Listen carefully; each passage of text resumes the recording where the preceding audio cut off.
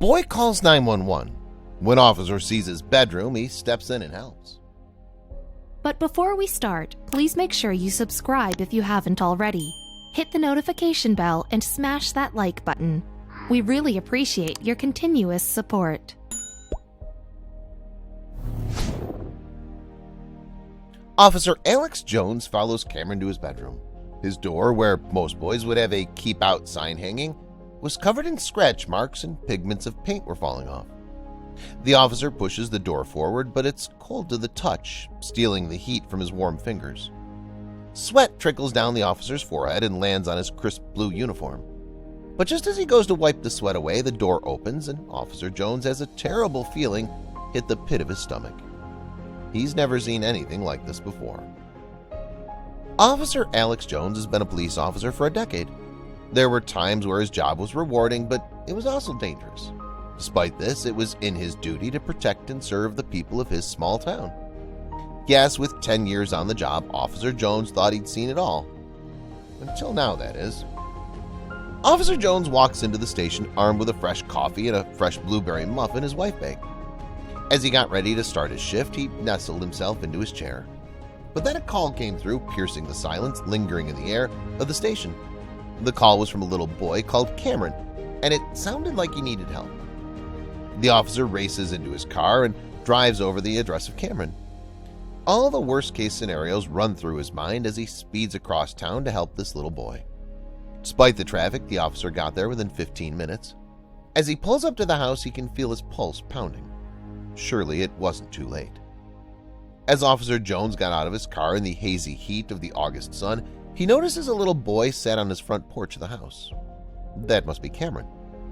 The officer makes his way over to the boy, the house reflected in his overly large sunglasses, to discuss what had happened.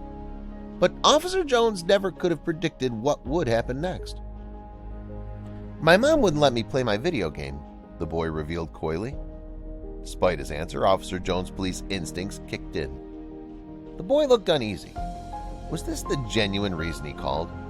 It looked like something else was bothering him. The officer thought there was more to the story, and he was so right. Officer Jones asked the boy to show him his room, and the boy hesitantly agrees. His mom out of the house says she was just round her neighbor's house dropping off some food.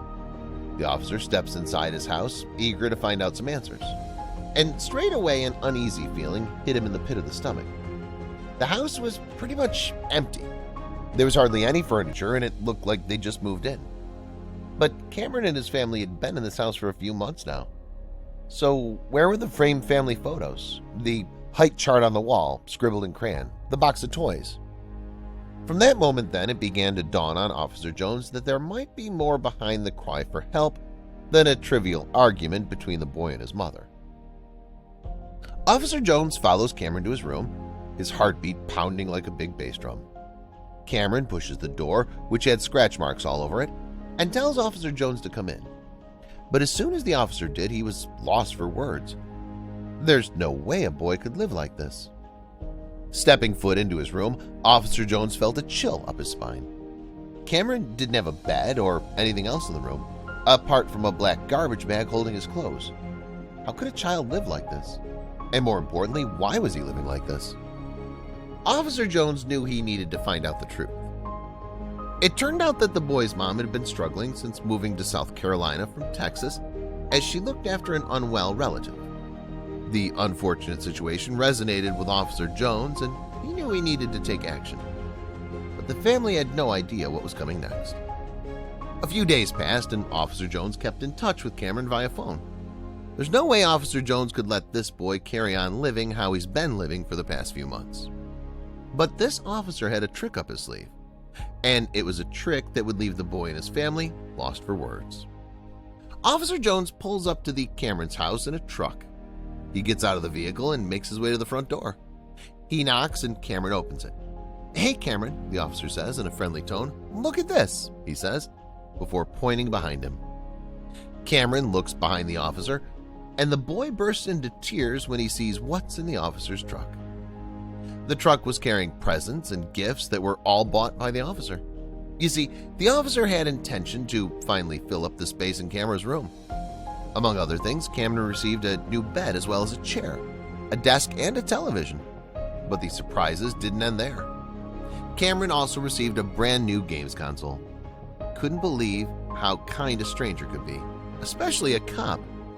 It's safe to say that Cameron is now happy and content in his new room. And it just goes to show it doesn't hurt to be kind.